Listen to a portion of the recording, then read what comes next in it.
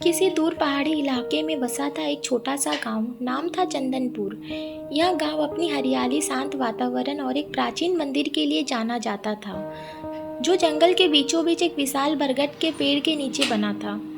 मंदिर के बारे में गांव वालों का मानना था कि यह एक रहस्यमयी शक्ति का निवास करती है, जो हर सच्चे मन की पुकार सुनती है। लेकिन यह कहानी सिर्फ मंदिर की नहीं, बल्कि 5 ऐसे लोगों की है जिन्हें जीवन के एक अनोखे रहस्य के इर्द गिर्द जुड़े गए। रामू 35 साल का एक साधारण किसान, मेहनती और गांव के सबसे भरोसेमंद इंसान। उनका एक सपना है कि वह अपने बेटे को शहर में पढ़ाए, लेकिन आर्थिक तंगी उन्हें परेशान करती है। सावित्री, रामू की पत्नी, 32 साल की।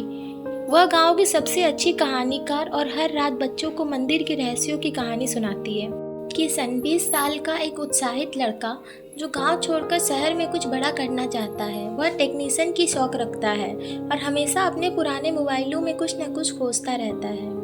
मंगल चाचा, 60 साल के बुजुर्ग, गांव के पंचायत सदस्य और मंदिर के पुजारी।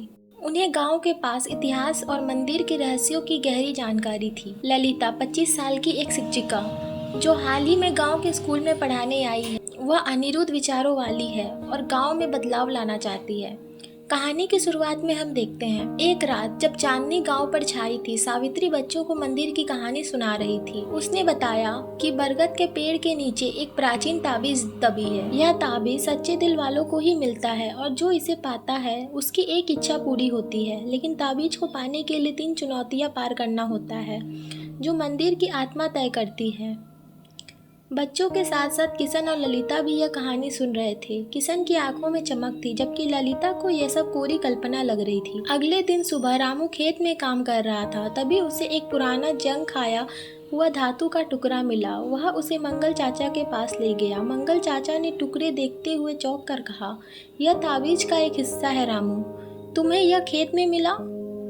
इसका मतलब है कि मंदिर की आत्मा ने तुम्हें चुना है। रामू हंस पड़ा और बोला, चाचा, यह सब कहानियां हैं, मैं तो यह बस अपने खेत की चिंता कर रहा हूँ। लेकिन मंगल चाचा ने उसे समझाया कि ताबीज का मिलना कोई संयोग नहीं। उन्होंने रामू और सावित्री, किशन और ललिता को मंदिर में बुलाया और बताया कि ताबीज के 3 हिस्से हैं, जो गांव के अलग अलग हिस्सों में छुपे हुए हैं। अगर वो तीनों हिस्सों को जोड़ दे तो ताबीज पूरा होगा और उनकी इच्छा पूरी हो सकती है। किशन उत्साहित हो गया और बोला, मैं इसमें शामिल हूँ, शायद यह मेरे शहर जाने का रास्ता हो। ललिता ने मजाक में कहा, मैं तो सिर्फ इसलिए आ रही हूँ कि यह एक मजेदार साहसिक यात्रा होगी। सावित्री ने रामू का हाथ थामा और बोली, अगर ये सच है तो हम अपने बेटे का भविष्य बना सकते हैं। मंगल चाचा ने बताया कि ताबीज का पहला हिस्सा मंगल के उस हिस्से में है जहाँ कोई नहीं जाता। वह एक पुराना कुआं है जिसके बारे में कहा जाता है कि उसमें एक प्राचीन सर्प रहता है जो सच्चाई का रक्षक है। चारों ने मिलकर जंगल की ओर रुख किया। रास्ते में किशन अपने मोबाइल में जीपीएस मैप खोल के रास्ता ढूंढने की कोशिश कर रहा था, लेकिन जंगल में नेटवर्क नहीं था। ललिता ने उसका मजाक उड़ाया, तुम्हारा गैजेट यहाँ काम नहीं करेगा किशन, हमें पुराने तरीके अपनाने होंगे। कई घंटों की खोज के बाद उन्हें कुआं मिला। कुआं सूखा था, लेकिन उसकी दीवारों पर विचित्र चिन्ह थे। सावित्री ने उन चिन्हों को पहचाना और बोली, यह वही चिन्ह है जो मंदिर की दीवारों पर है, शायद यह एक पहेली है। ललिता ने ध्यान से चिन्हों को देखा और पाया कि वह कहानी बता रहे थे, एक सर्प की जो सच्चाई की रक्षा करता है। उसने सुझाव दिया कि शायद उन्हें सर्प के सामने अपनी इच्छा कबूल करनी होगी। रामू ने हिम्मत जुटाई और कुएं के किनारे खड़े होकर कहा, मैं एक साधारण किसान हूँ, मेरी इच्छा यह है कि मैं अपने परिवार के लिए कुछ बड़ा करना चाहता हूँ, लेकिन मुझे डर है कि मैं नाकाम रहूँगा। सावित्री ने कहा, मेरी सच्चाई यह है कि मैं अपने बच्चों को कहानियाँ सुनाकर उन्हें सपने देती हूँ, लेकिन मुझे डर है कि यह सपने कभी पूरे नहीं होंगे।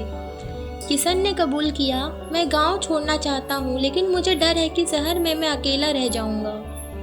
ललिता ने आखिर में कहा, मैं गांव में बदलाव लाना चाहती हूँ, लेकिन मुझे लगता है कि लोग मेरे विचारों को नहीं अपनाएंगे। उनकी सच्चाई कबूल करते ही कुएं में से एक चमक निकली और ताबीज का पहला हिस्सा प्रकट हुआ। किशन ने उसे उठाया और सब खुशी से झूम उठे। दूसरी चुनौती में हम देखते हैं, मंगल चाचा ने बताया कि दूसरा हिस्सा नदी के तल में छिपा है। जहाँ एक प्राचीन मछली रहती है जो धैर्य का प्रतीक है। नदी का पानी ठंडा और गहरा है। किशन ने तुरंत पानी में छलांग लगाने की सोची, लेकिन ललिता ने उसे रोका और कहा, हमें धैर्य से काम लेना होगा। मछली को पकड़ने के लिए हमें इंतजार करना होगा। चारों ने नदी के किनारे बैठकर मछली पकड़ने का जाल बिछाया और घंटों इंतजार के बाद एक सुनहरी मछली जाल में फंसी। उसकी आंखों में एक अजीब चमक थी। मछली ने मानव भाषा में कहा, तुम्हें मेरा विश्वास जीतना होगा। मुझे बताओ, तुम्हारा सबसे बड़ा धैर्य कब काम आया? रामू ने बताया कि उसका खेत सूखे के चपेट में था, तब उसने हार नहीं मानी और हर दिन मेहनत की। सावित्री ने बताया कि उसने बच्चों को पढ़ाने के लिए हर रात कहानियां बनाई, भले ही वह थक जाती थी। किशन ने बताया उसने अपने पुराने मोबाइल को ठीक करने के लिए महीनों मेहनत की। उसने गांव के बच्चों को पढ़ाने के लिए धैर्य से उनकी आदतें बदली।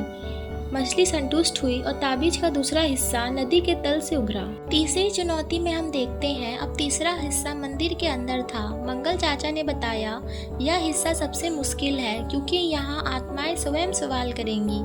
मंदिर में प्रवेश करते ही एक ठंडी हवा चली और बरगद के पेड़ से एक आवाज गूंजी, तुम्हारी सबसे बड़ी कमजोरी क्या है और तुम उसे कैसे सुधारोगे?